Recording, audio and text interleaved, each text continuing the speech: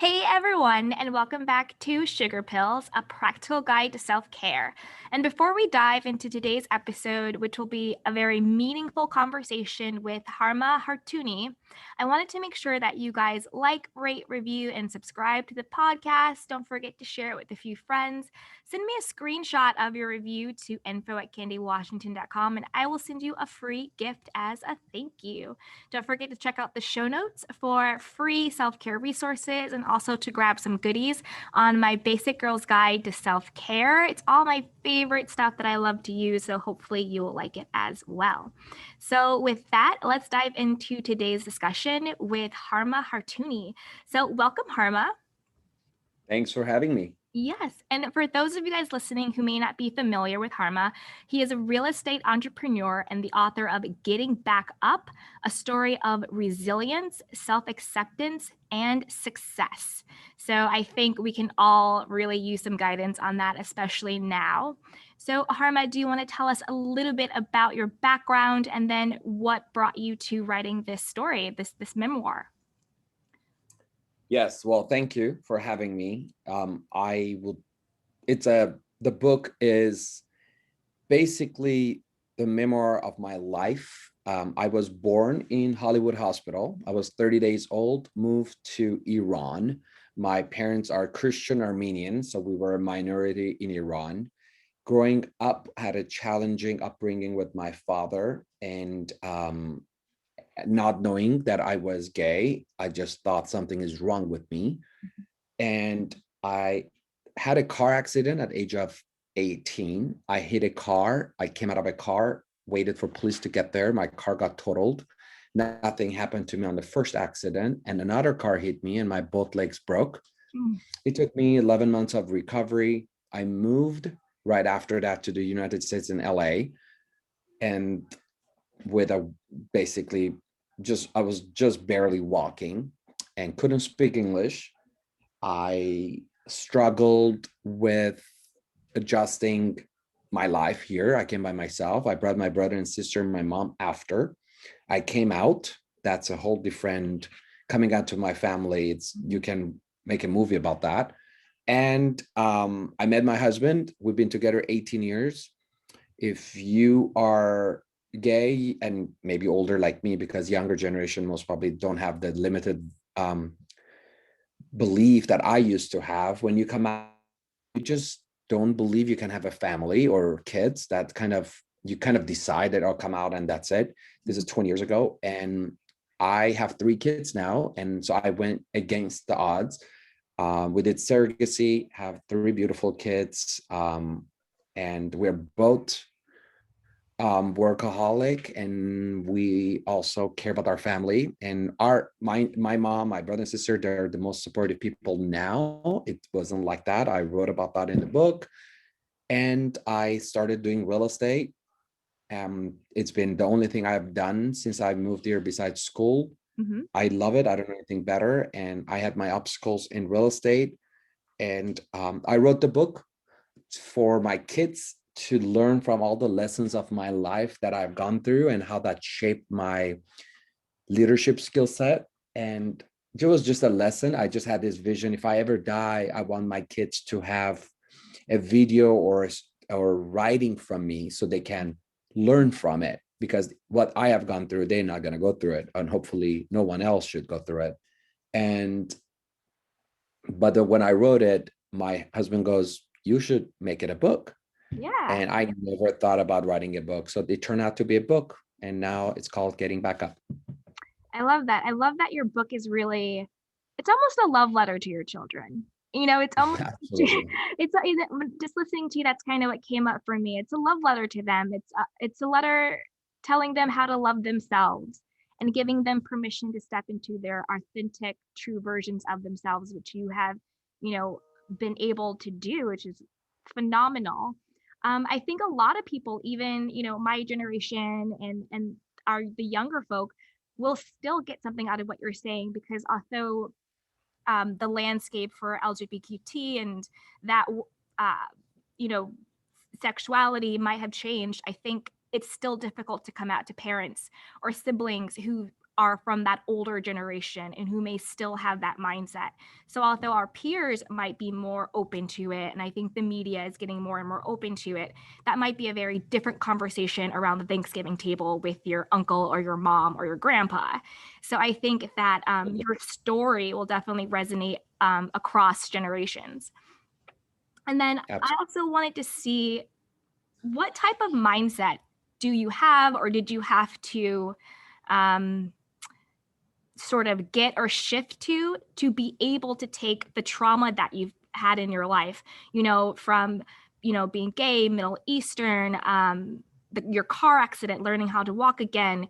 That's a lot of trauma to have in a person's life. And I think to transform your trauma into triumph, you have to have a certain mindset. So do you have any, guidance, or what's your personal mindset on that? Yes, and this is a great question.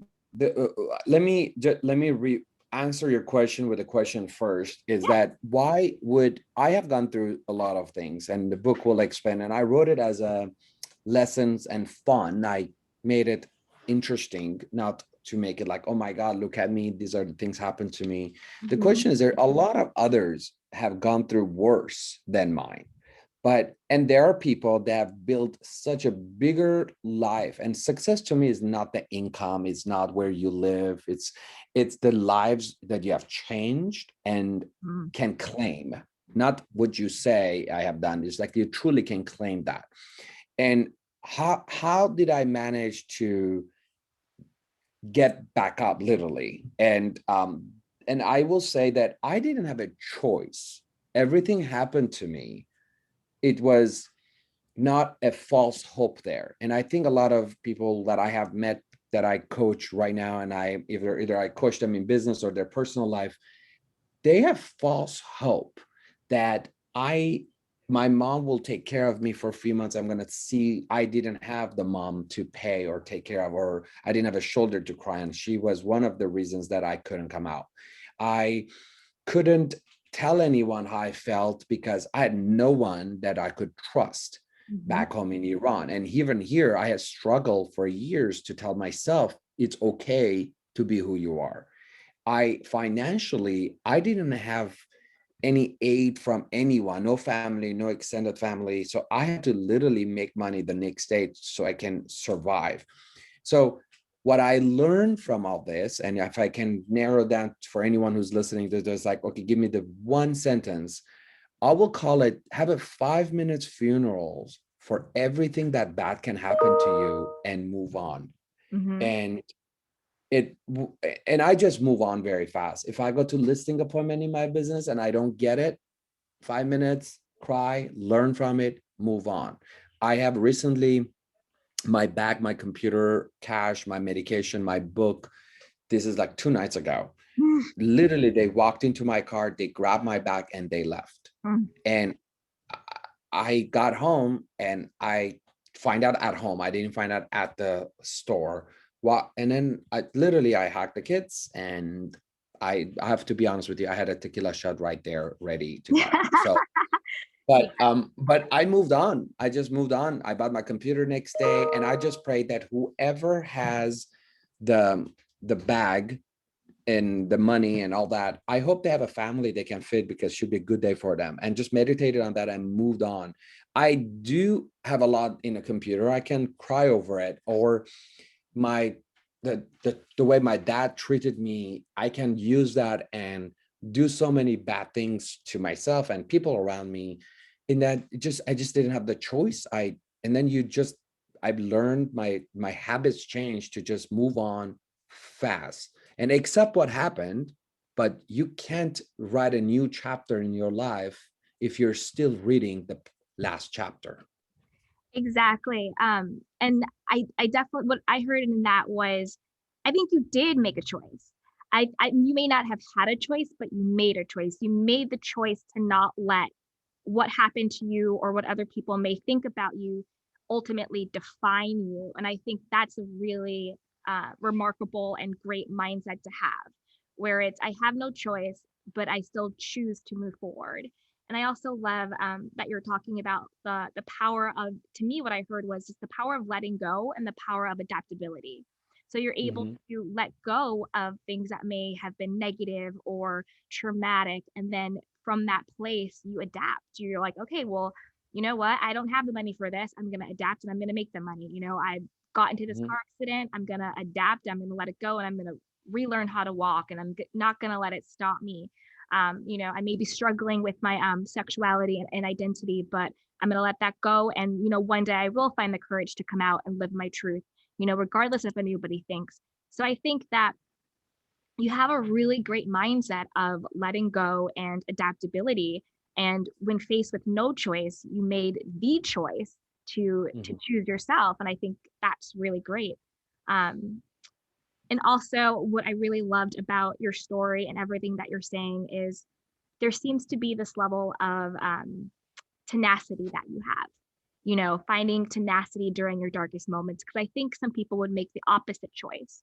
What you're talking about, they would choose to dwell, or they would choose to be limited by, or they would choose to use external circumstances as excuses for not moving forward.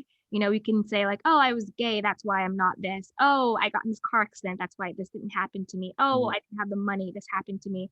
So some people stay stuck in their negative story as a way to have an excuse not to step into their full potentiality, which you've done. You have a husband, three beautiful children, you're a real estate mogul, you have this gorgeous book that I think everyone should get and read.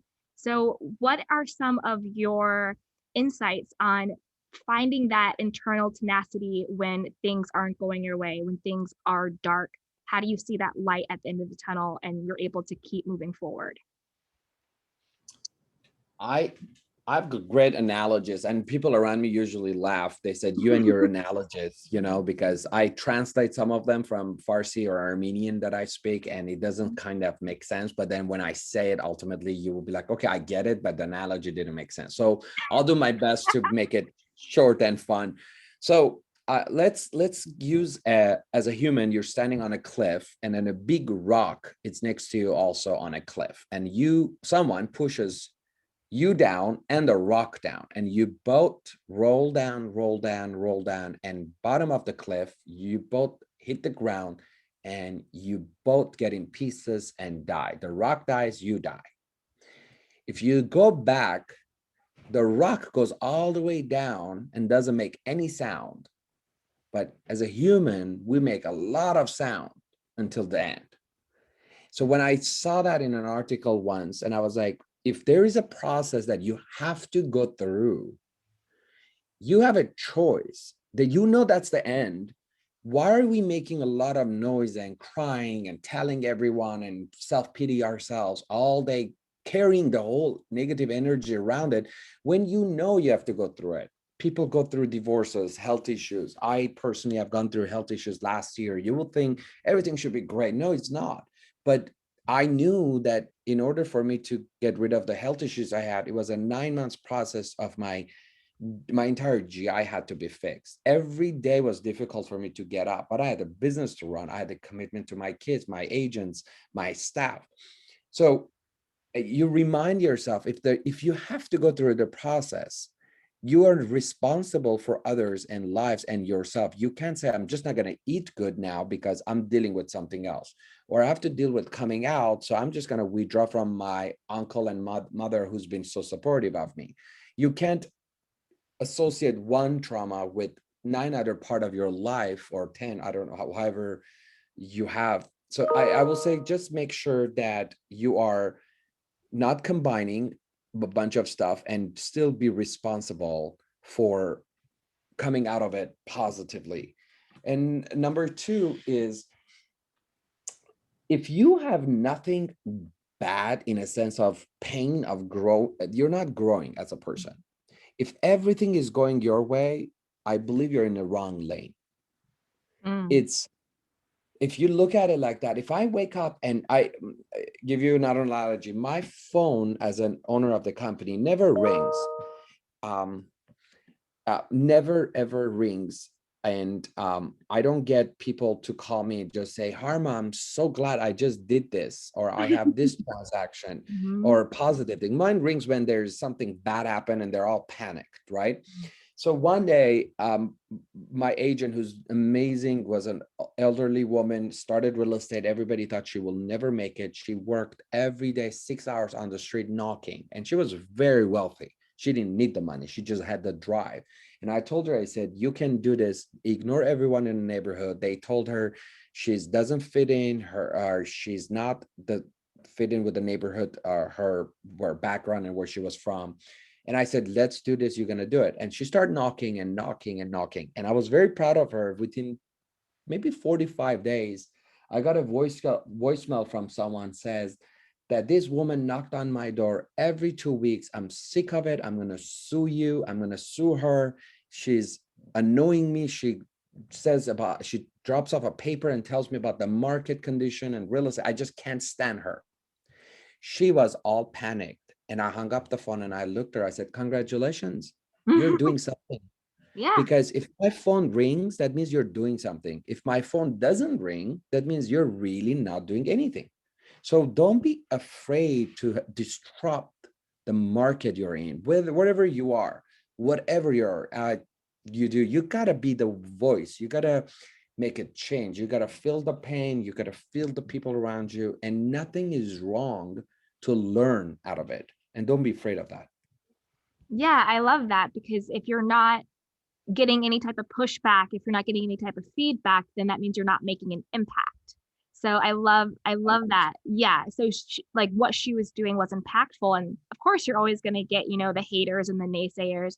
But that to me is sort of like a cost of entry when you're doing anything that's meaningful. If you weren't doing something that was meaningful, people usually aren't going to bother you.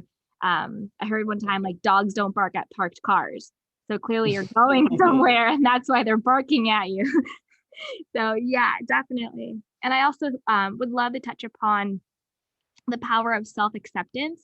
It seems like that was a part of your journey. And I don't know if you know Neville Goddard, but he says something that everyone is you pushed out, which basically means when you accept yourself, when you love yourself, when you respect yourself, that's when other relationships and other people will accept you, love you, respect you. So, what was kind of Mhm. your journey to self acceptance?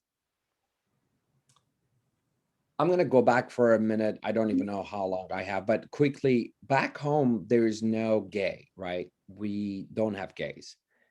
So you can sleep with a man, but you're not gay. Okay. So I grew up with that. So I didn't know that you can go and have a date with another man, or you can tell the person is my partner and then be comfortable to call husband. It just, I really could not comprehend that. So I came from a community that I was okay to marry a woman and Mm, just do whatever I need to do. My desire of what I want didn't come first. What you do for the culture and the family around you is first, not what you want. It's never about what you want.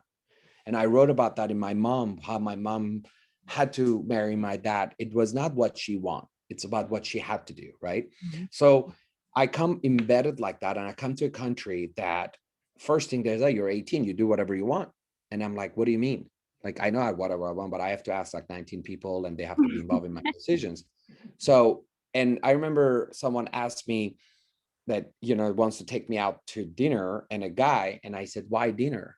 I just don't understand why you and me have to have dinner. I just really couldn't understand that. So through the process of being okay with who I am, I had to take that child inside me that I Mm, ignored for years, bring him out, which he started crying with me, telling all the stories that happened to me in a childhood with my father and between my mom and dad and all that. So I had to embrace so much, not just because my sexuality. And then while I was going through that, my mom was pressuring me.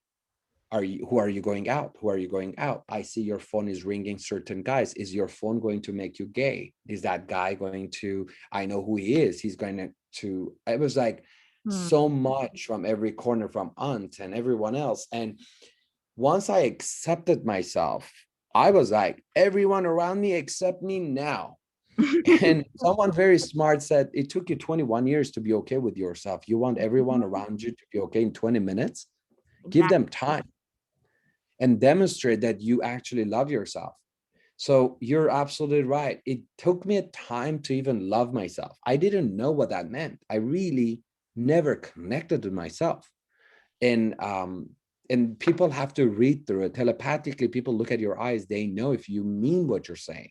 So throughout this process, I managed to earn the respect from within my inner circle, and they realize he hasn't changed and it doesn't affect what he's doing in his personal life. But and I had to basically have them see my perspective, and it was a lot of work because again, my family were not exposed to much. Mhm. So but it took a process, and the moment I love myself kind of didn't matter. And I'll tell you something, once you're successful, for some reason it makes it much easier for people around you. It's just like they're all like, oh, he's it just helped because I was supporting a lot of people, and they didn't really nag me as much as they did in the beginning.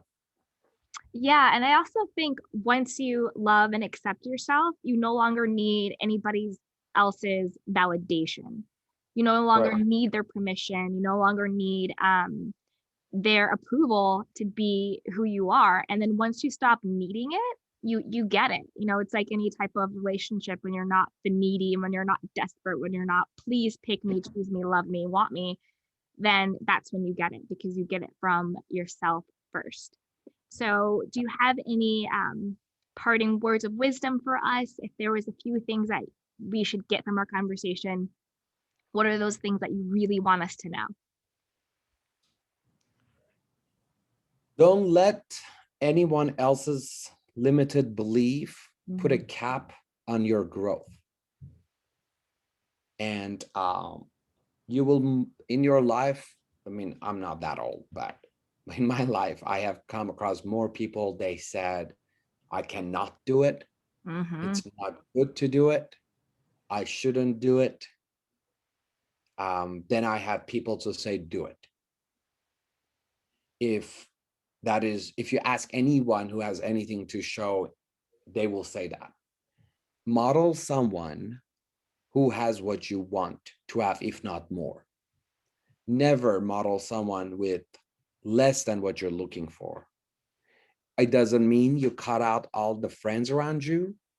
It doesn't mean you just disown your family, but it is okay to build a new family. If you're in a relationship, as a in personal relationship, love is not the first sight. And whoever is listening to this, they don't like it, I'm sorry.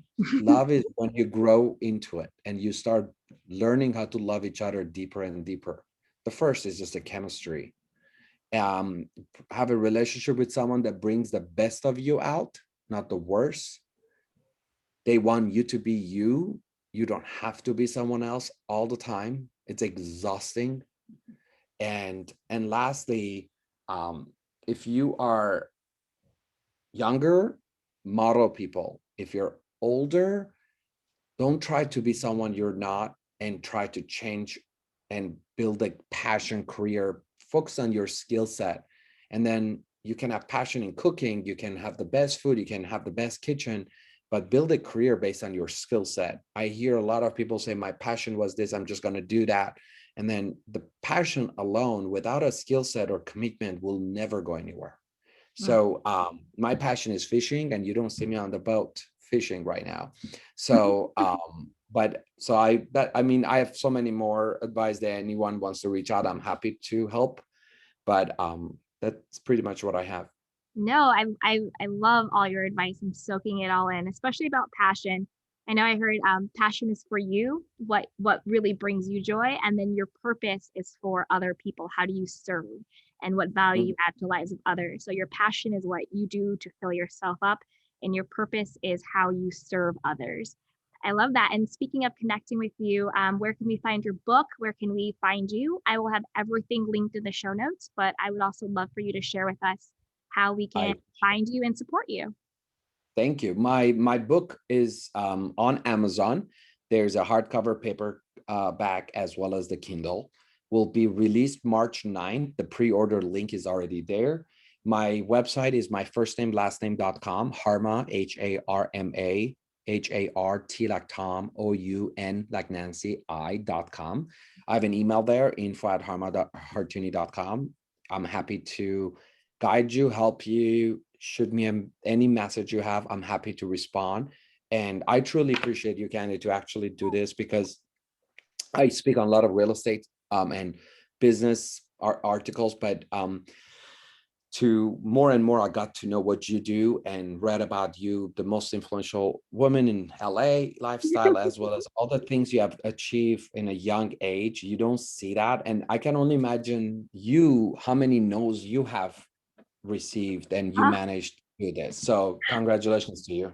oh my gosh. I mean, I think no became my favorite word. I had to change my mindset because I'm like, okay, one no, it's closer to a yes, and I hear no a million times more than I hear yes. But I think like you, I made, when I had no choice, I made the choice to choose myself. So yeah. So I And you did. know what? No is like not yet. Yeah. No, it's like it's no, no right now, no, not right now, no, not yet, or no, something greater. Can I just give you one more analogy again? Yes. I'm Oh my sorry. God. We can talk for as long as you want. I just want to make sure I'm Okay. not I don't have too much of your I'm time. good. Yeah, Yeah. I love it. So have you ever gone to a department store and to look for shoes? Hmm. And when you walk in, right? When you walk in and the moment you step into that area, that, I mean, you ladies have a lot more shoes than men, right? But options, but you walk in and the gentleman or lady comes close to you and just say, "Can I help you?" What do you say? First thing. No, thank you. But the question is, what the hell are we doing in the shoe department?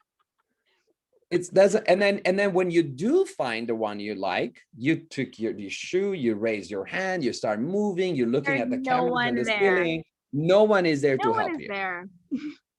So use that analogy. When someone says no, it's just like you really got them on the wrong time. They don't even know what you said. They didn't even hear you. Do it again. Yeah. Yeah, absolutely. And I think another thing I learned about just getting really comfortable with the no is getting better at making it easier for people to say yes. So just making Mhm. sure that I know my energy is coming from a place of service. So, hey, I'm reaching out because I have value. I want to help you. I have something to either make your job easier, or I have what you're looking for, rather than a place of please pick me, please choose me, like I'm so desperate, like please want me. Especially as like a creative professional, our identity is so tied up, and if you're acting or doing anything on camera or anything like that, we kind of get our identity and self-worth enmeshed with whether or not we're being chosen by somebody else. And 99.9% of the time, it literally has nothing to do with us. It's so not personal. So I really had to Exactly. learn to know that yes, I'm a creative person, so what I'm doing, I'm my product, but it's not my person. I like, my self-worth is not tied into whether I book something or get something. That's what I do, it's not who I am.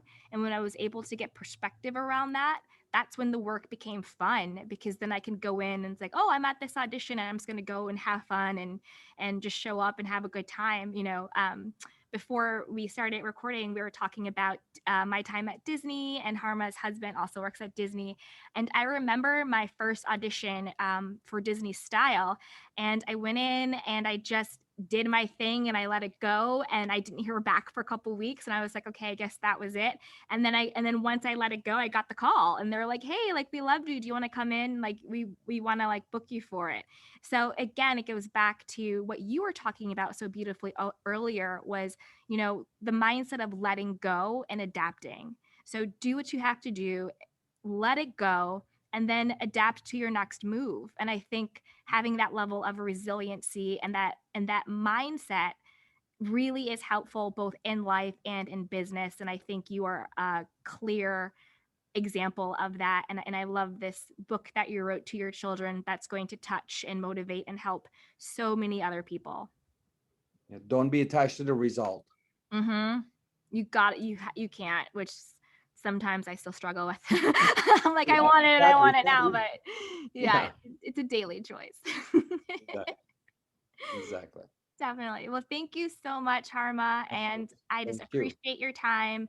And everyone, go out, get the book. It is linked in the show notes. And until next time, everyone, be well. Thank you. You're welcome.